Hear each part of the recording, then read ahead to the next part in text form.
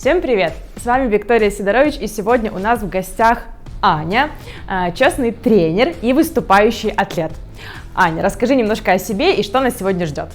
Как сказала уже Виктория, я честный тренер, и со своими подписчиками на YouTube я делюсь актуальной научной информацией о питании, фитнесе и натуральном бодибилдинге. Сегодня у нас будет домашняя тренировка, максимально универсальная, которая не требует никакого инвентаря. Все, что вам нужно, это спортивная форма, обувь и коврик, желательно, чтобы он у вас был. У нас будут упражнения, которые многие часто недооценивают. На первый взгляд простые, но с ними тоже есть определенные нюансы. Сегодня мы обязательно об этом поговорим, поэтому у нас такая домашняя, безопасная, универсальная тренировка full body на все тело. Кстати, специально для вас мы сняли с Аней видео топ-5 ошибок в домашних тренировках, поэтому, если вы планируете регулярно заниматься, очень рекомендую вам пойти посмотреть, чтобы понимать все нюансы, с которыми вы можете столкнуться. Поэтому ссылочку на видео оставлю в описании этого видео, и можем начинать.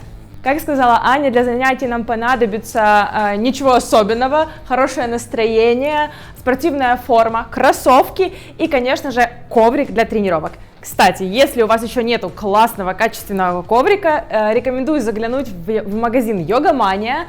Я своим очень довольна, он прям классный, так что там вы сможете найти очень красивые коврики для йоги и фитнеса. Ставь лайк этому видео и давай заниматься.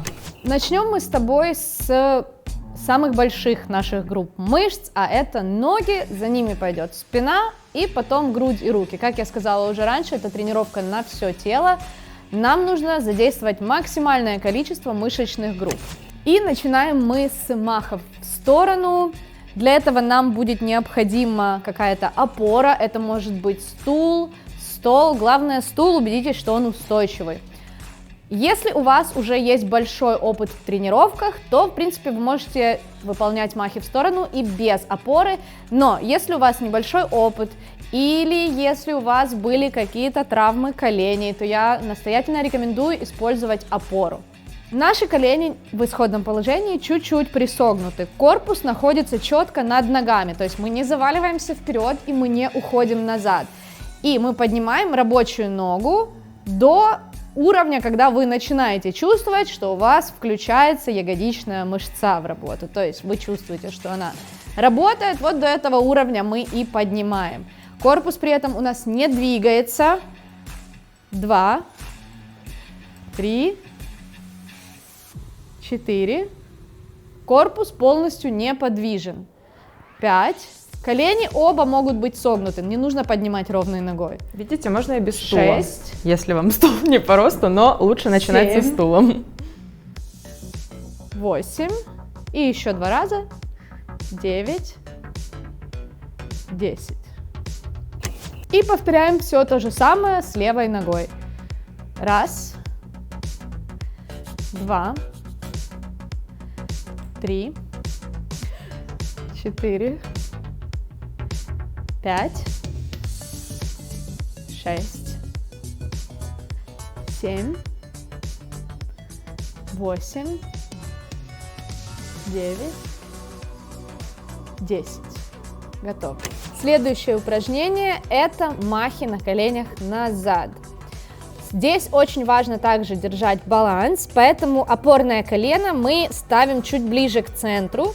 То есть нам не нужно, чтобы оно стояло прямо напротив руки, может быть чуть-чуть ближе к центру, но желательно, чтобы ноги, то есть можете поставить просто комфортно на ширине тазовой кости, то есть они не должны быть на ширине рук, на ширине тазовой кости.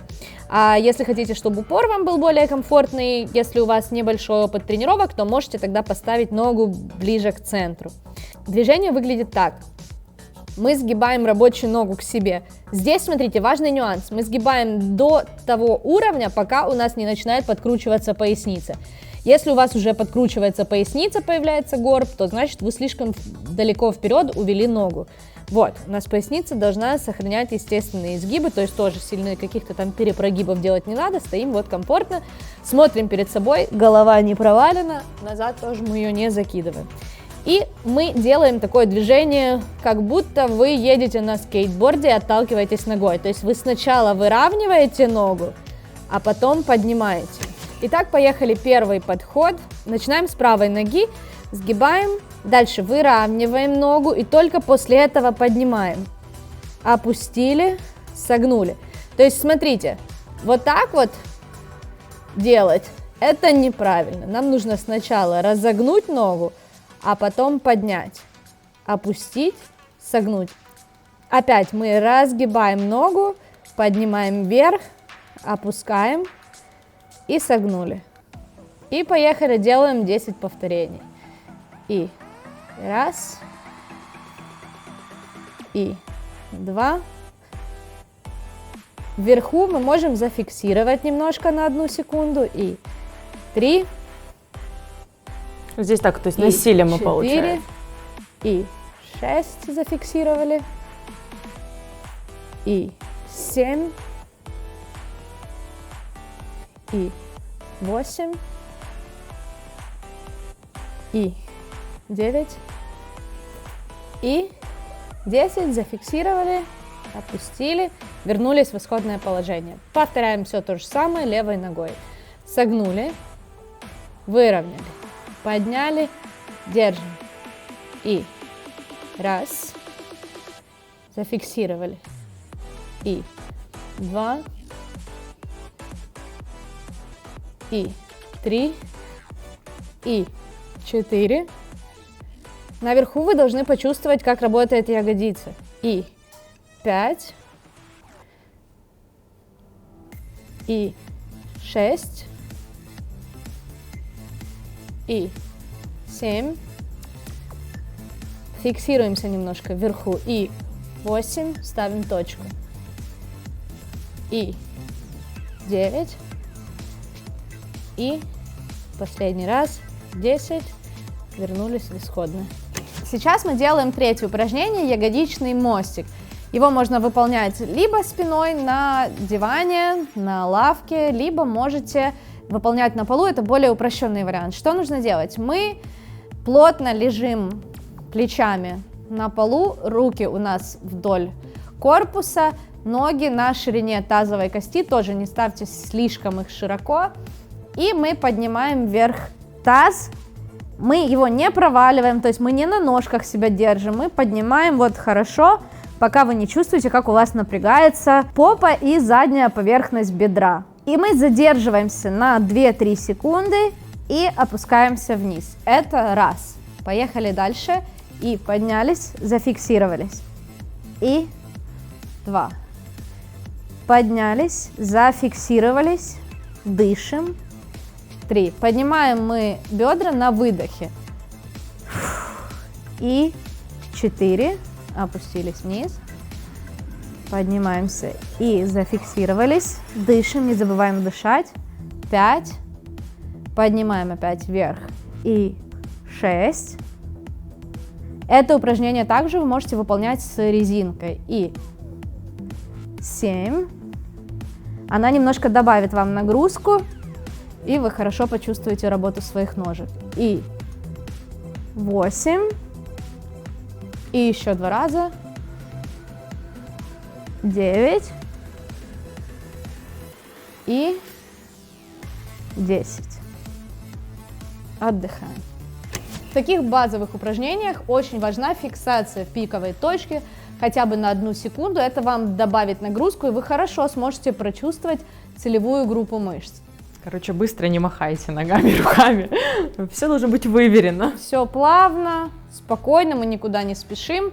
Следующее упражнение, в народе прозванное охотничья собака.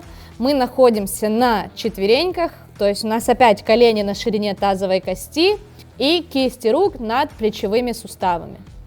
Здесь мы поднимаем противоположную руку и ногу наверх, фиксируемся на секунду и опускаем вниз. Смотрите, самая частая ошибка – это начинаются прогибы вот эти вот. Этого делать не нужно, потому что это не очень полезно для вашей поясницы. Следующее повторение мы делаем противоположной рукой, то есть мы только что поднимали левую, сейчас мы поднимаем правую руку и левую ногу. зафиксировались, опустили. Поменяли руку-ногу и опустились. В общей сложности получается 20 раз, ну как бы по 10 раз на каждую сторону. И 3, опустились. 4, 5, не забывайте фиксироваться наверху. Так и хочется ускориться. 6 и 7. Дышим и на верхней точке прожимаем хорошо мышцы. И Упражнение это на 9, баланс. да? 10. Это была половина. Еще чуть-чуть. 11, 12, 13, 14, 15, 16, 17. Ноги двигаются по тому же принципу, что и в махах назад. 18, 19, 20. Отдыхаем. В классических отжиманиях с широким хватом самое главное в первую очередь что? Это хват.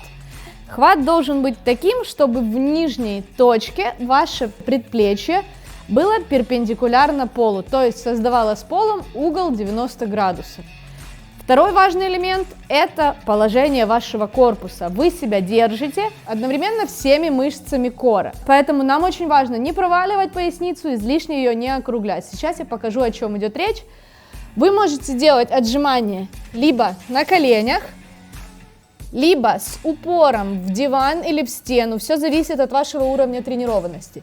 Либо классическим образом, да, то есть ровно. В варианте на коленях. Смотрите. Мы не поднимаем вверх попу, мы не проваливаем поясницу. То есть вот это вот делать, пожалуйста, не нужно. У нас попа с тазом одновременно вот подкручивается, то есть они держат наш весь корпус. Вот как в планке мы себя держим, точно так же и здесь. Мы опускаемся вниз на вдохе и на выдохе поднимаемся вверх. Ушли вниз и на выдохе вверх. И 3, и 4, и смотрим перед собой, голова не проваливается. И 6 это было, да, или сколько? И 7, и 8, 9, 10. Следующее всеми любимое упражнение на пресс – это классические скручивания. Я вам открою секрет, что в принципе не нужно заново изобретать велосипед и делать какие-то супер сумасшедшие сеты на пресс. Правильно выполненные классические скручивания, их может быть вполне достаточно для того, чтобы привести в тонус мышцы нашего пресса. Основная вот эта вот мышца, главная ее функция какая? Она приводит грудную клетку к тазу. Поэтому все, что нам нужно сделать, это просто сократить расстояние между грудной клеткой и тазовым суставом. В самом начале мы делаем выдох на 70% воздуха, то есть мы выдыхаем почти весь воздух. И на 30% воздуха, который у нас остается, мы выполняем упражнение. То есть мы дожимаем эти 30% и возвращаемся в исходное. То есть это выглядит приблизительно так. Еще важный нюанс. Не хватайте себя за шею сзади, вот, то есть вот так вот делать не нужно, руки возле ушей. Вот, то есть некоторые ложат их сюда, некоторые кладут руки сюда на грудь, но я предпочитаю их держать возле ушей. Мы делаем основной выдох и на остальных 30% скручиваемся. Фиксируем положение здесь на 3 секунды, пиковое положение, и раскручиваемся. Выдох.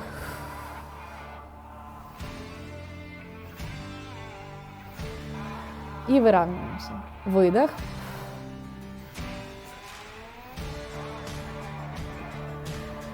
И это было 3, да? Угу. И 4.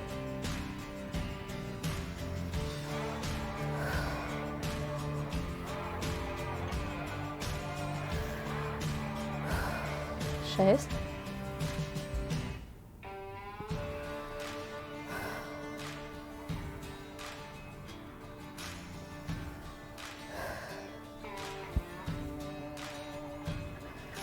9. И последний. 10. Вот это все и был наш один подход, то есть один такой большой круг. Я рекомендую вам делать таких 3 или 4 круга, кто-то это называет подходами. Это будет намного более эффективнее и менее стрессово для вашего организма. Класс, Ань, спасибо тебе большое. У нас сегодня получилась такая действительно очень безопасная и весьма простая тренировка, которая подойдет, я думаю, как и начинающим, так и практикующим, кто хочет там 20 минуточек, 30 быстренько потренироваться и привести тело в тонус. Так что спасибо тебе еще раз. Напомню, что можно заглянуть к Ане на канал, посмотреть наши видео, чтобы не допускать никаких ошибок в домашних тренировках. А у нас с вами на сегодня все. Не забудь поставить лайк этому видео, подписаться на канал и поставить колокольчик, чтобы не пропускать новые ролики. До скорого!